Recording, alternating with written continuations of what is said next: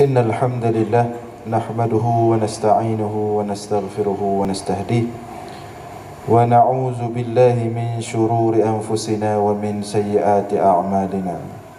من يهده الله فلا مضل له ومن يضلله فلا هادي له.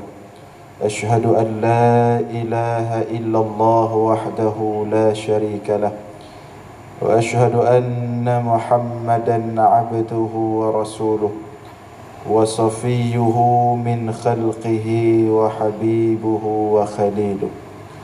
بلغ الرسالة وأدى الأمانة ونصح الأمة وجاهد في سبيل الله حق جهاده حتى أتاه اليقين.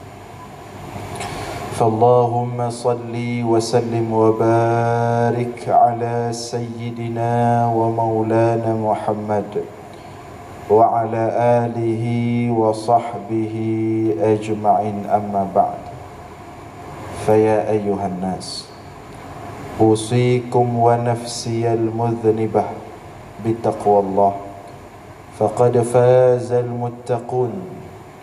يا أيها الذين آمنوا اتقوا الله حق تقاته ولا تموتن إلا وأنتم مسلمون. Kaum muslimin sidang jamaah Jumat yang dimuliakan Allah, puji beserta syukur senantiasa selalu kita persembahkan kepada Allah Subhanahu wa ta'ala atas segala limpahan rahmat, karunia dan nikmatnya kepada kita semua. Begitu besar dan banyaknya nikmat yang telah Allah berikan, sampai-sampai tak mampu lagi kita menghitung jumlahnya.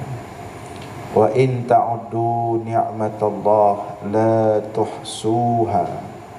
Seandainya kalian manusia ingin menghitung jumlah nikmat yang telah Allah berikan, la tuhsuha, kalian tidak akan mampu menghitungnya.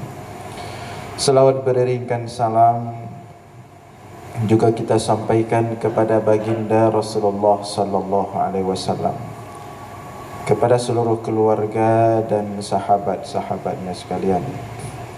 Kaum muslimin sidang jamaah Jumat yang dimuliakan Allah, di antara kewajiban kita manusia yang diwajibkan oleh Allah adalah bertanggung jawab memenuhi segala kebutuhan anak yang Allah titipkan kepada kita. Di antara kewajiban besar seorang manusia dari Allah adalah bertanggung jawab memastikan terpenuhi kebutuhan anak yang Allah titipkan kepadanya. Mulai daripada kebutuhan fisik seperti makan, minum, pakaian, tempat tinggal. Kemudian kebutuhan hati, yaitu cinta dan kasih sayang. Kemudian kebutuhan akal, ilmu pengetahuan, pendidikan dan agama. Kebutuhan fisik, hati dan akal ini yang ada pada setiap anak, itu wajib dipenuhi oleh setiap orang tuanya, oleh ayahnya, tepatnya oleh ayahnya. Hal ini sebagaimana Rasulullah sebutkan dalam sebuah hadis sahih, kullu mauludin yuladu 'alal fitrah fa inna abawaihi, sesungguhnya setiap anak itu dilahirkan oleh Allah dalam keadaan fitrah, suci dia, hatinya bersih kosong. Demikian juga akalnya, tubuhnya dilahirkan dalam keadaan fitrah. Hanya saja orang tuanya lah yang kemudian memberi warna pada anak itu. Ya, yuhawwidanihi, apakah dia itu dinasranikan oleh kedua orang tuanya, au yumajjisanihi, atau anak itu dijadikan majusi oleh kedua orang tuanya, atau diislamkan oleh kedua orang tuanya dengan sebenar-benar Islam. Artinya seluruh tanggung jawab yang ada dalam Islam. Maka kondisi anak itu jadi apa dia waktu besar, itu pertanggungjawabannya diminta oleh Allah pada orang tuanya, pada kedua orang tuanya, ibu dan ayahnya, dan lebih spesifik ayahnya. Sehingga oleh karena demikian, hendaklah kita berhati-hati ketika Allah berikan kita anak, ketika Allah titipkan kita anak, maka hendaklah kita berhati-hati.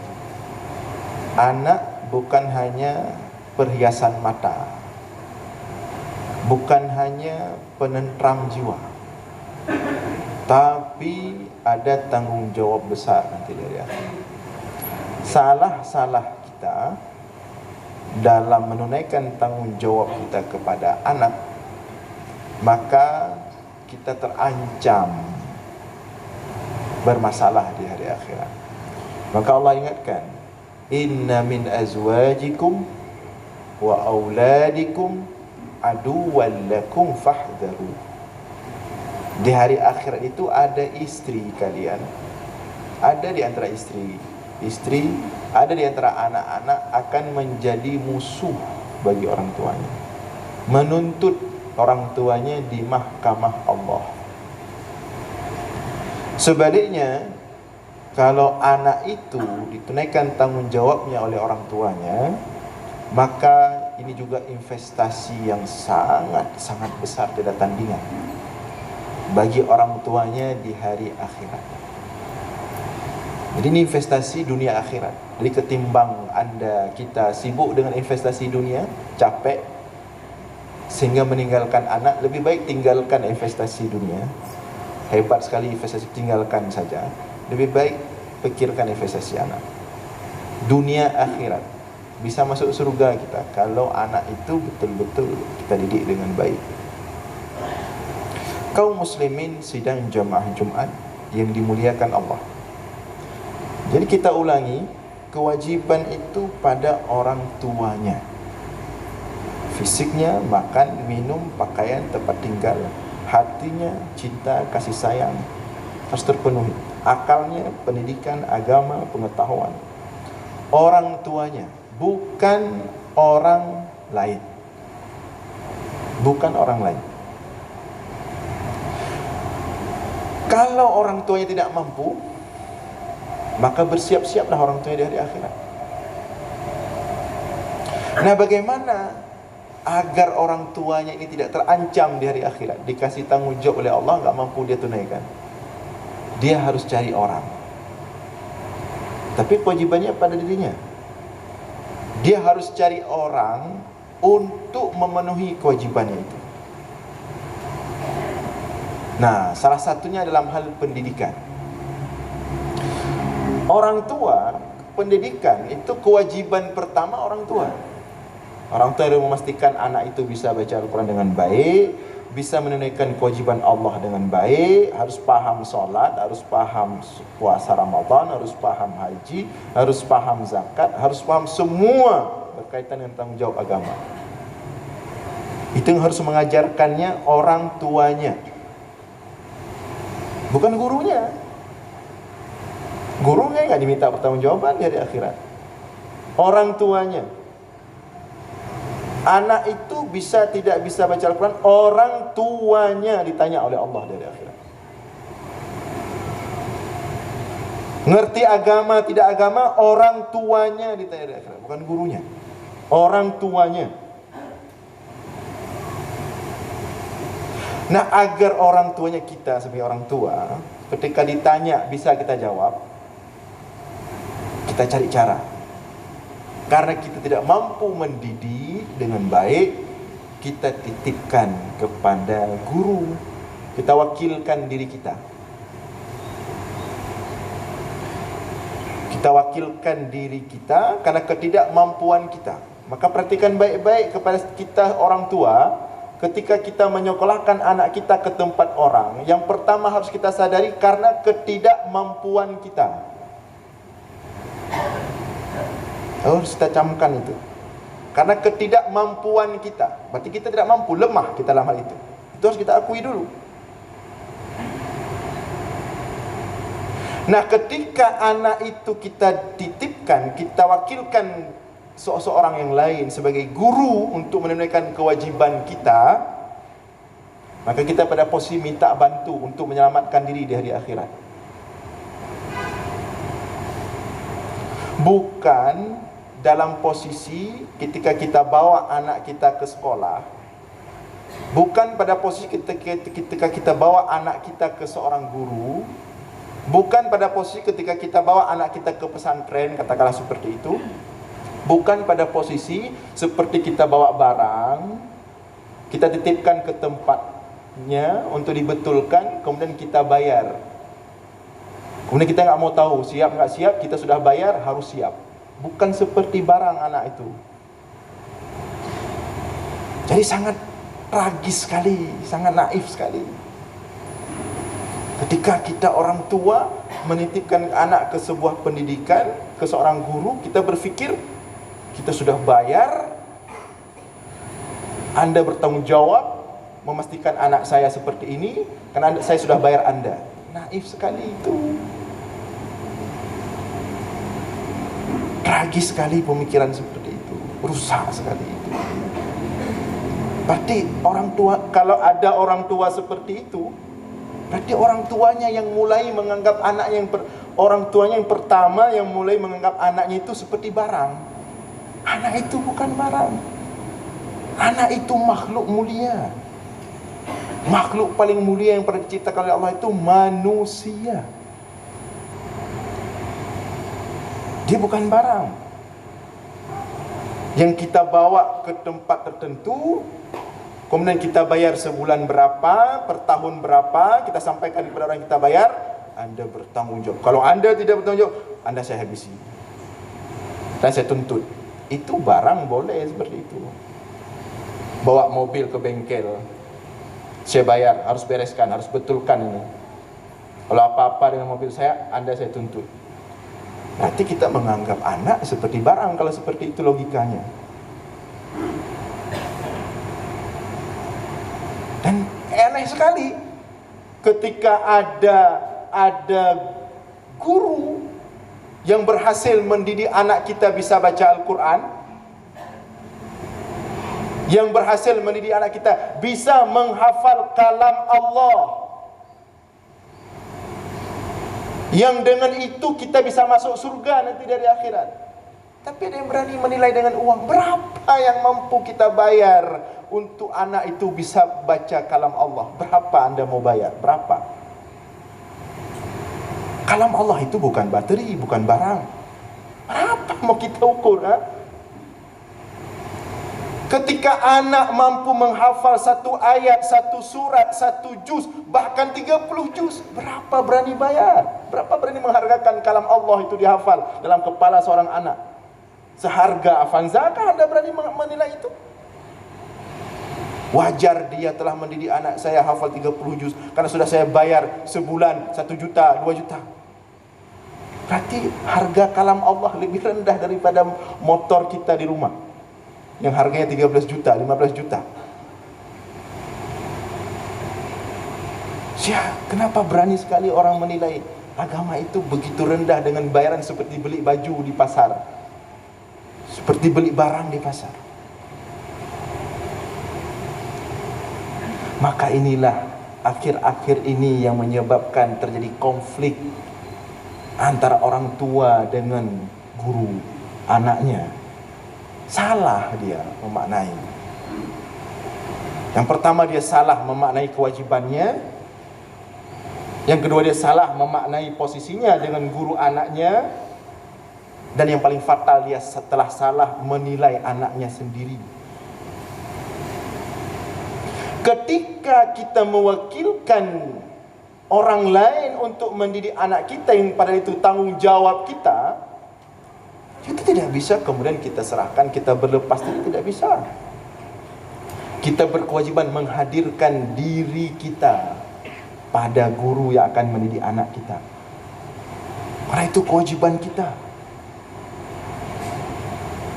Kita harus memastikan pada diri guru yang mendidik anak kita itu hadir kita sebagai orang tua si anak. Bagaimana caranya? Maka kita berkewajiban sebagai orang tua membangun hubungan emosional dengan sang guru itu. Biar ketika guru itu mendidik anak kita, ada diri kita pada sang guru itu. Tidak benar kemudian yang penting sudah serahkan anak ke sekolah, lepas, selesai semuanya. Tidak ada urusan saya lagi. Saya kan sudah bayar, tidak ada urusan saya. Nah, betul ini. Bermasalah kita di hari akhirat. Karena yang ditanya bukan gurunya nanti. Yang ditanya kita, orang tuanya.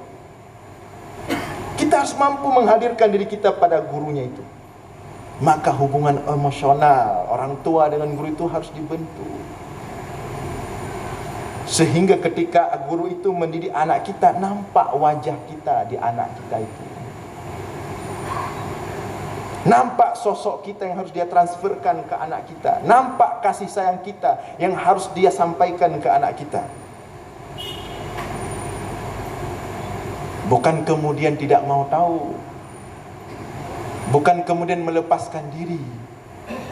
Maka inilah bagus budaya Aceh dulu, yang tidak ada sekarang.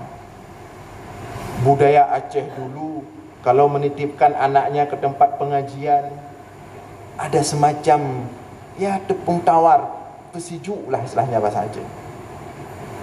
Apa makna tepung tawar pesiju ketika menyerahkan anak ke pendidikan? Karena yang diserahkan manusia, bukan barang. Bukan serahkan anak, kasih duit bayar bulan, buat kwitansi, selesai. Itu barang. Tapi yang diserahkan anak, ada sedikit seremonial, kemuliaan. Di situ dibaca kalam Allah. Yang diserahkan manusia, anak yang utuh. Kemudian di situ terbentuk hubungan emosional orang tua dengan sang guru. Disampaikan baik-baik. Saya mohon, saya titip. Mohon bantuan Tengku, mohon bantuan Ustaz, mohon bantuan Abu, mohon bantuan Bapak. Didik anak saya baik-baik. Tolong bantu. Begitu cara dulu.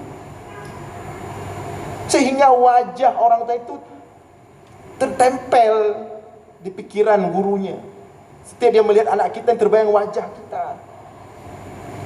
Dia membayangkan harapan orang tuanya ketika dititipkan anak itu.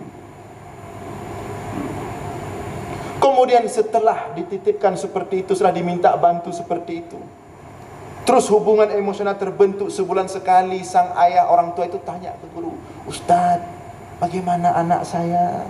Apa kurangnya? Apa masalahnya? Bagaimana nilainya? Bagaimana Al-Qurannya? Begitu seharusnya ada. Baru betul-betul orang tuanya bertanggung jawab terhadap pendidikan anaknya. Diberi motivasi kepada gurunya, disampaikan ini anak saya seperti ini, dia butuh seperti ini. Ada hubungan emosional. Itu dulu.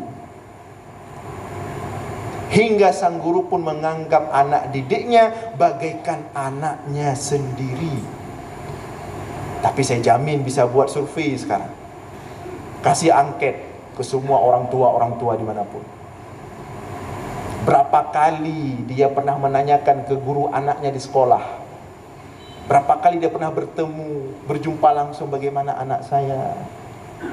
Bahkan banyak orang tua jadwal ambil rapor saja dia nggak datang. Waktu evaluasi sekolahnya dia nggak datang, diundang wali muridnya. Apalagi untuk bertemu gurunya, bagaimana anak saya di sekolah, apakah dia semangat, apakah dia tidur di sekolah, apakah dia bagaimana, apa yang perlu kita rubah. Bahkan banyak sekali kondisi ketika ada anak yang sudah dididik dengan baik di sekolahnya, di pesantren atau di boarding school atau di luar boarding school, udah dididik baik, pulang dia ke rumah, hilang pendidikan itu. Maka sekarang ada sekolah-sekolah yang buat kerjasama dengan orang tua, nggak bisa. Ada saya lihat salah satu pesantren di Aceh, di dekat kita juga, Aceh besar. Itu buat kontrak. Pesantren tahfiz Al-Quran. Bagus saya lihat. Buat kontrak dengan orang tuanya, harus sepakat kerjasama. Jangan di pesantren capek disuruh hafal Quran, dididik, dibangunkan subuh, bahkan tahajud, sampai ke rumah tahajud hilang, subuh tinggal, asik nonton TV. Itu kan tidak ada kerjasama namanya. Dibuat kontrak. Bagus saya lihat. Setiap anak yang sudah diberikan hafalan Al-Quran di pesantren, pulang dia ke rumah liburan, balik dia ke pesantren, kalau ada hafalannya yang hilang, dipanggil orang tuanya. Misalnya anak itu sudah dididik di pesantren itu, sudah hafal 10 juz, pulang liburan dia, begitu balik kembali ke pesantren, hilang 2 juz hafalannya. Yang 10 juz tinggal 8 juz, dipanggil orang tuanya, diminta pertanggungjawaban, mana 2 juz anak anda ini? Ada seperti itu. Beginilah caranya kalau kita benar-benar ingin menunaikan kewajiban kita kepada Allah dalam hal mendidik anak kita. Kalau tidak mau seperti ini, maka Allah ancam, wal yakhshal ladzina law taraku min khalfihim dzurriyyatan dhi'afa khafu alaihim. Berhati-hatilah kata Allah.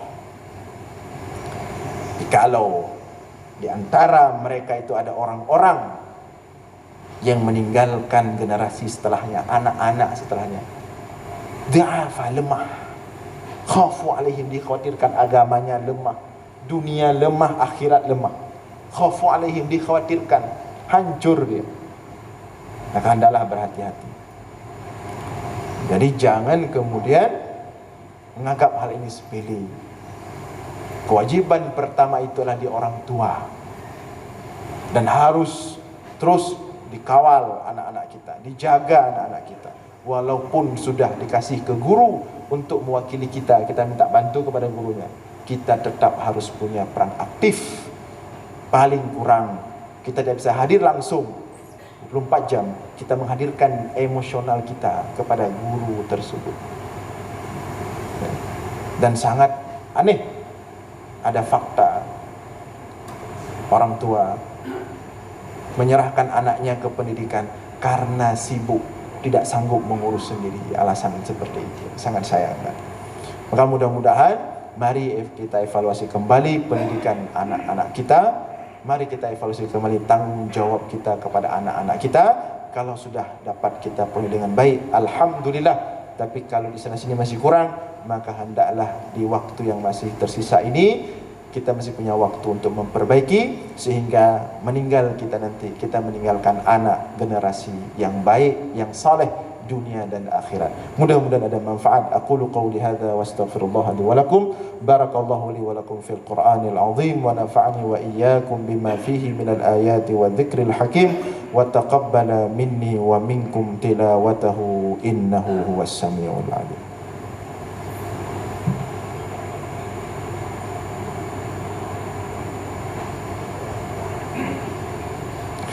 Alhamdulillahilladzi hadana lihadza wa ma kunna linahtadiya laula an hadana Allah. Ashhadu an la ilaha illallah wahdahu la syarika lah wa ashhadu anna Muhammadan abduhu wa rasuluh. Allahumma salli ala sayyidina Muhammad wa ala alihi wa sahbihi ajma'in. Amma ba'du, fa ya ayyuhan nas, usikum wa nafsiyal mudhnibah bitaqwallah. فقد فاز المتقون يا أيها الذين آمنوا اتقوا الله حق تقاته ولا تموتن إلا وأنتم مسلمون. قال الله تعالى في القرآن الكريم: أعوذ بالله من الشيطان الرجيم، بسم الله الرحمن الرحيم، قل هو الله أحد الله الصمد لم يلد ولم يولد ولم يكن له كفوا أحد. اللهم اغفر للمسلمين والمسلمات والمؤمنين والمؤمنات الأحياء منهم والأموات برحمتك يا أرحم الراحمين. اللهم أعز الإسلام والمسلمين وأهلك الكفرة والمشركين. ربنا ظلمنا أنفسنا وإن لم تغفر لنا وترحمنا لنكونن من الخاسرين. ربنا آتنا في الدنيا حسنة وفي الآخرة حسنة وقنا عذاب النار. ولذكر الله أكبر والله يعلم ما تصنعون. وأقم الصلاة.